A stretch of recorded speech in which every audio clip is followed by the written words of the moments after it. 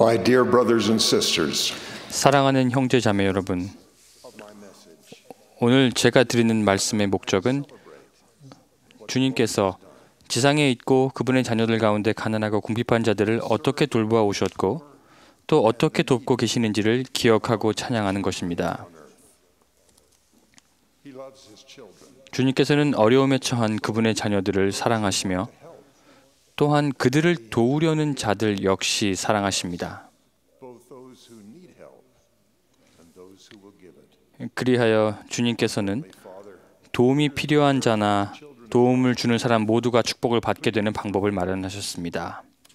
하나님 아버지께서는 전 세계에 걸쳐 먹을 음식과 입을 옷을 구하는 그분 자녀들의 간절한 기도를 들으시며 스스로를 부양하는 데서 오는 자긍심을 갖게 해달라는 그런 간구를 들으십니다. 이 지상에 인간을 두신 이래로 그러한 간구들은 그분께 상달되어 왔습니다. 여러분 지역이나 전 세계에서 그런 도움이 필요한 상황들이 있음을 알고 계실 것입니다. 때때로 마음속에 연민과 동정의 감정이 들기도 합니다. 일자리를 구하려고 애쓰는 누군가를 만나면 도와주고 싶은 마음이 듭니다. 미망인의 집을 방문해서 찬장에 먹을 것이 없는 것을 볼 때도 그런 마음이 듭니다. 지진이나 화재로 폐허가 된 집 잔해 위에 걸터 앉아 울고 있는 아이들의 사진을 볼 때도 그런 동정심과 연민의 마음이 생깁니다. 주님께서는 궁핍한 이들의 울음소리를 들으시며 그들에 대한 여러분의 깊은 연민의 마음도 느끼시기 때문에 세상의 기초가 놓이던 때부터 그분의 제자들이 도울 방법을 마련하셨습니다. 주님께서는 그분의 자녀들에게 시간과 재물 그리고 스스로를 헌납하여 다른 사람을 섬기는 일에 그분과 함께 동참하라고 우리를 부르십니다. 그분께서 마련하신 방법은 한때 헌납의 법에 따르는 생활이라고 일컬어졌으며 또 다른 시기에는 협동교단이라고 불렸습니다. 우리 시대에는 이를 교회 복지 프로그램이라고 부릅니다. 그 명칭과 세부 사항은 사람들의 필요 사항이나 각자의 처한 상황에 맞게 변경됩니다. 그러나 주님께서 현세적으로 어려움에 처한 사람들을 도우실 때 그분께서는 항상 사랑의 마음에서 자신과 자신이 가진 것을 하나님과 그분의 사업에 헌납한 자들을 필요로 하셨습니다. 주님께서는 우리가 궁핍한 사람을 구제하는 그분의 사업에 참여하기를 권유하시고 또 명하셨습니다. 우리는 침례의 물가에서 또 하나님의 거룩한 성전에서 그렇게 하겠다고 성약을 맺었습니다. 우리는 일요일에 성찬을 취할 때 그 성약을 새롭게 합니다. 저는 오늘 궁핍한 자를 돕기 위해 주님께서 우리에게 어떤 기회를 마련하셨는지를 말씀드리려 합니다. 시간 관계상 주님께서 어떤 기회를 마련하셨는지 모두를 열거하지는 않겠지만 여러분이 이를 행동으로 옮기겠다는 결심을 새로이 하고 또 굳게 하신다면 좋겠습니다. 제가 어린 시절부터 부르던 이 사업을 행하라는 주님의 권고가 담긴 찬송가가 하나 있습니다. 어린 시절 저는 가사에 담긴 의미보다는 그 활기찬 선율에 더 이끌렸습니다. 저는 여러분이 그 가사에 담긴 뜻을 가슴으로 느껴보시기를 바랍니다. 그 가사를 살펴보겠습니다. 오늘 세상에서 선한 일 했나, 궁핍한 사람 도왔나, 슬픈 사람들을 즐겁게 해줬나, 우리 실수하지 말고 남의 짐을 즐겨 짊어집시다. 병들고 약한 사람을 도와주고 사랑으로 위로하세. 하나님의 자녀 되도록 깨어나 일해봅시다. 말로써만 하지 말고 선행은 한량 없이 기쁘고 사랑과 큰 의무의 축복일세.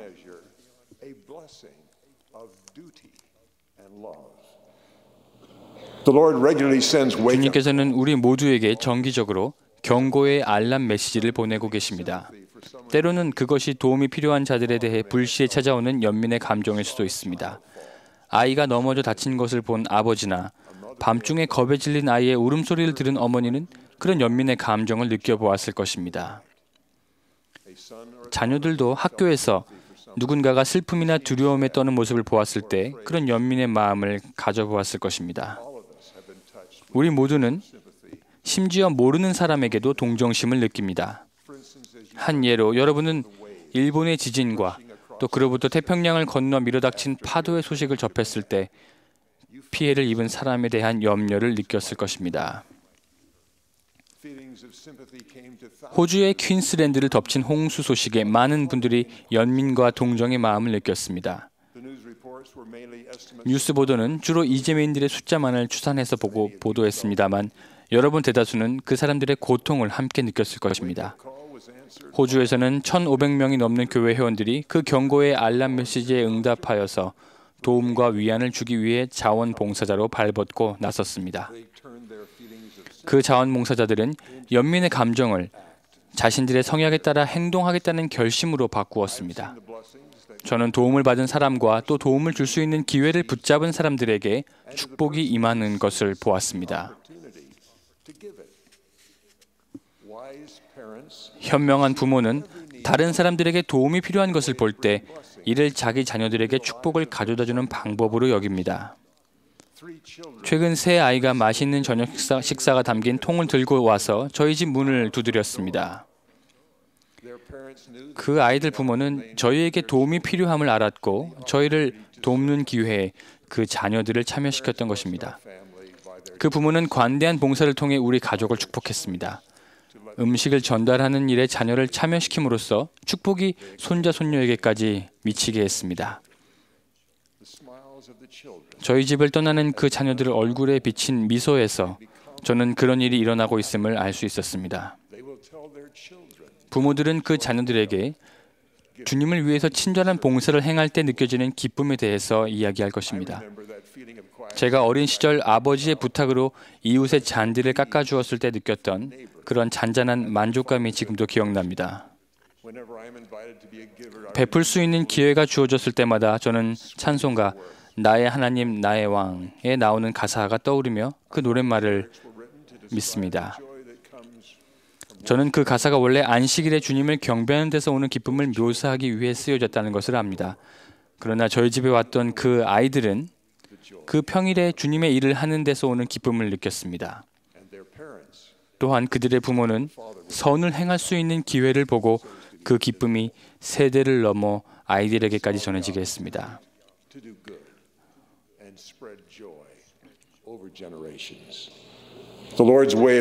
도움이 필요한 자를 돕는 주님의 방법은 부모에게 자녀를 축복할 수 있는 또 다른 기회를 가져다 줍니다. 저는 어느 일요일 예배당에서 그런 경우를 보았습니다. 한 어린아이가 성찬식 모임 전에 감독님이 예배당에 들어오자 자기 가족의 헌금 봉투를 감독님께 건넸습니다. 저는 그 가족과 소년을 잘 알고 있었습니다. 그 가족은 얼마 전 와드에 있는 누군가가 어려움에 처했다는 사실을 알게 되었습니다. 그 아이의 아버지는 평소보다 더 후한 금식 헌금을 넣으면서 아이에게 이와 같은 이야기를 했습니다. 우린 오늘 금식하면서 어려운 사람을 위해 기도했지. 이 봉투를 감독님께 드리거라. 감독님은 우리보다 더 힘들어하는 사람을 돕기 위해서 그 돈을 사용하실 게다. 그 소녀는 일요일에 금식에서 오는 배고픔 대신 훈훈하고 행복한 마음을 느끼고 기억할 것입니다. 저는 그 소년의 얼굴과 헌금 봉투를 꼭 쥐고 있는 모습에서 느낄 수가 있었습니다. 그 소년은 어려운 사람들에게 가족 금식 헌금을 전달하는 일에 아버지가 자신을 신뢰하고 있다는 사실을 느끼고 있었습니다. 그는 집사가 되었을 때 그리고 아마도 영원히 그날을 기억할 것입니다. 저는 또 여러 해 전 아이다호에서 주님을 위해 사람들을 도운 이들의 얼굴에서도 같은 종류의 행복을 보았습니다. 1976년 6월 5일 토요일 테튼 댐이 무너져 11명이 목숨을 잃었습니다. 단 몇 시간 내에 수천 명이 집을 떠나야 했습니다. 어떤 집은 물에 휩쓸려 사라졌고 또 가옥 수백 채는 집주인 스스로는 결코 복구할 수 없을 정도로 심각하게 훼손되었습니다. 이 비극적인 소식을 들은 사람들은 동정심을 느꼈으며 선을 행하라는 부름을 감지했습니다. 이웃들, 감독, 상호부조의 회장, 정원의 지도자, 가정복음 및 방문교사들은 너나 할 것 없이 집과 직장에서 달려나와 홍수로 피해를 입은 사람들의 집을 청소했습니다. 홍수가 난 직후 어떤 부부가 휴가를 마치고서 렉스버그로 돌아왔습니다.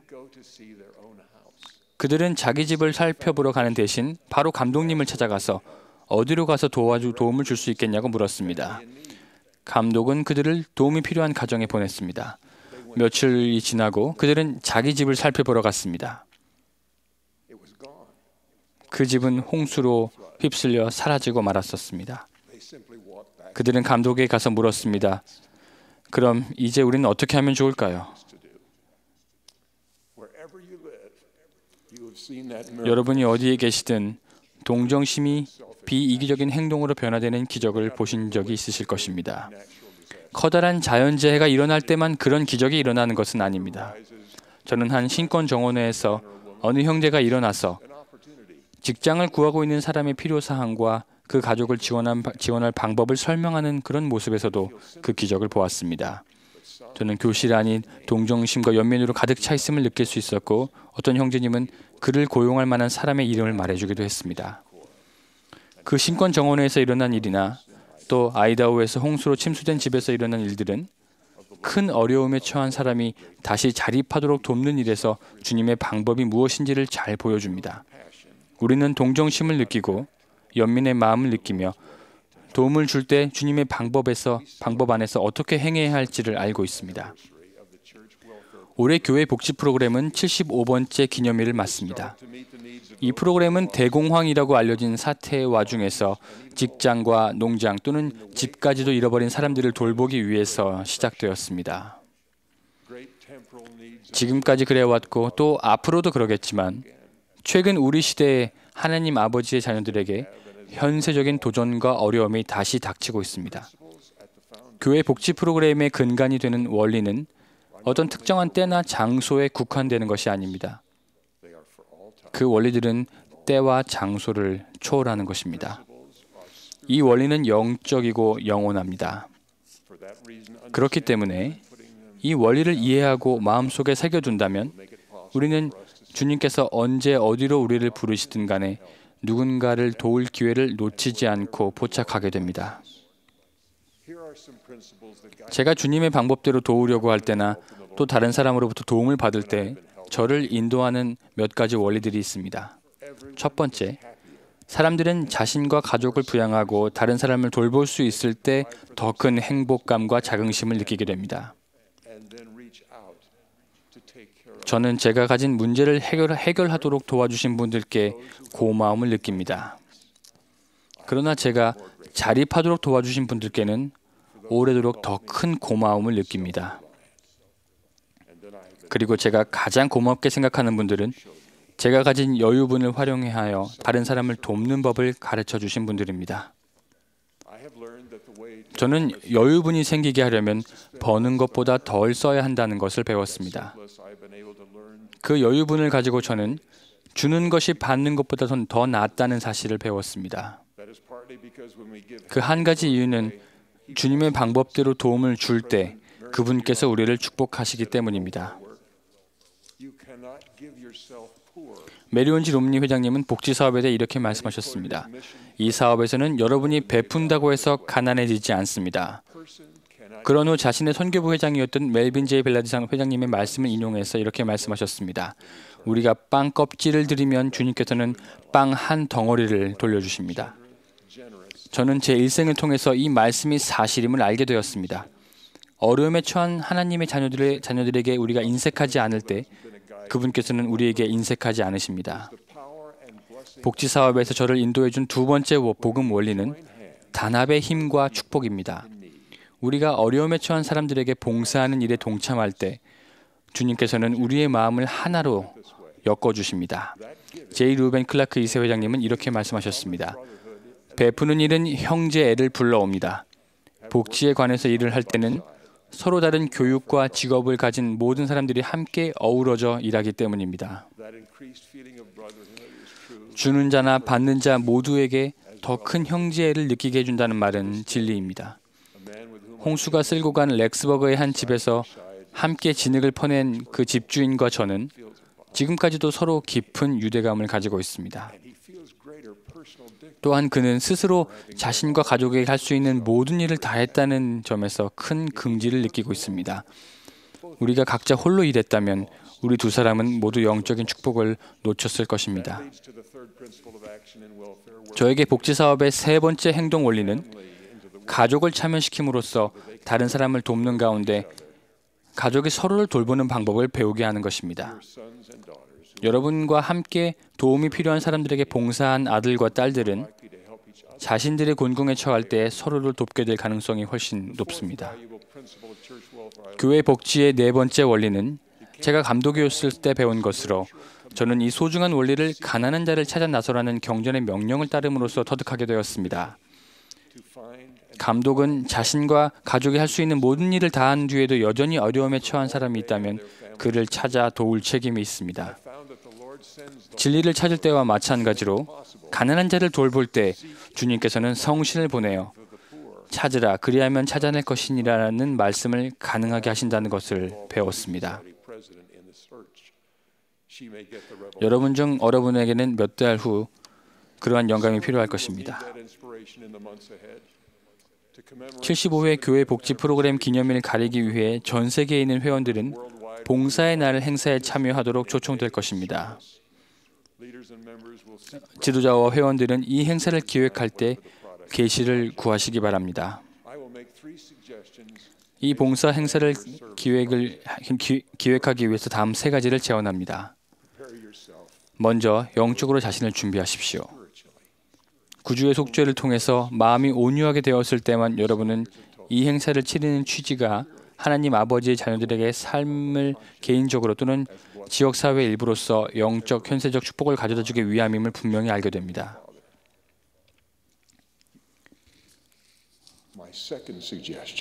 두 번째 제언은 섬김을 받을 사람들을 찾되 그들의 필요사항이 봉사하는 사람들에게 감동을 줄 수 있는 사람을 택하라는 것입니다. 섬김을 받는 사람들은 여러분의 사랑을 느낄 것입니다. 찬송가에서 약속하고 있듯이 그들은 그 사랑으로 현세적인 필요를 충족한 것보다 더 큰 기쁨을 느끼게 될 것입니다.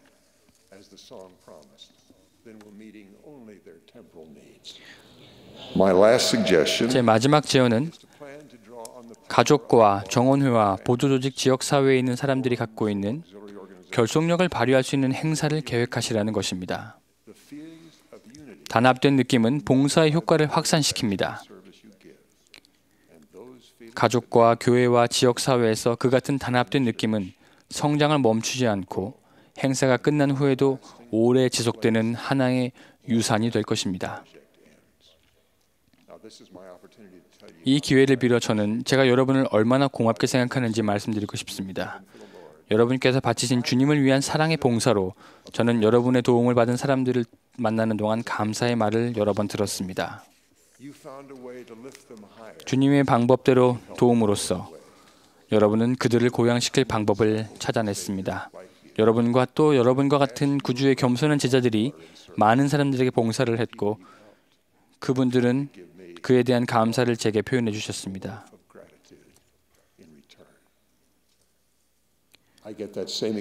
저는 또한 여러분과 함께 일한 분들로부터 같은 감사의 말을 들었습니다. 언젠가 에즈라 테프트 벤슨 회장님 옆에 서 있었던 적이 있었습니다. 우리는 주님의 교회 안에서 봉사에 관해 말씀하던 중이었습니다. 벤슨 회장님은 말씀 중에 갑자기 주먹을 불끈 쥐시며 저는 이 사업을 사랑합니다. 이 사업은 정말 일이 많죠. 라고 외치셨습니다. 주님을 대신해서 하나님 자녀들에 대한 여러분의 수고와 희생에 감사드립니다. 그분은 여러분을 아시며 여러분이 바친 노력과 부지런함과 희생을 눈여겨보고 계십니다. 저는 주님을 위해 도움을 준 사람이 행복을 찾는 모습을 보게 되는 그 수고의 열매를 여러분이 축복으로 얻게 되시기를 간구합니다. 저는 하나님께서 살아계시며 우리의 기도를 들으심을 알고 있습니다. 예수께서는 그리스도십니다. 여러분과 여러분이 봉사하는 사람들은 주님을 섬기고 그분의 계명을 지킴으로써 순결하게 되고 강화될 것입니다. 여러분은 제가 알고 있는 것처럼 성신의 권능을 통해 조셉 스미스가 참되고 살아있는 교회, 바로 이 교회를 회복하기 위한 하나님의 선지자였음을 알 수 있습니다. 저는 몬슨 회장님이 하나님의 살아계신 선지자임을 간증드립니다. 주님께서는 두루 다니며 선한 일을 행하셨으며 몬슨 회장님은 그 일에 큰 모범이 되는 분이십니다. 우리가 처진 손을 일으켜 세우고 연약한 무릎을 간건케 할 수 있는 그런 기회들을 찾을 수 있기를 간구합니다. 예수 그리스도의 이름으로 말씀드립니다. 아멘.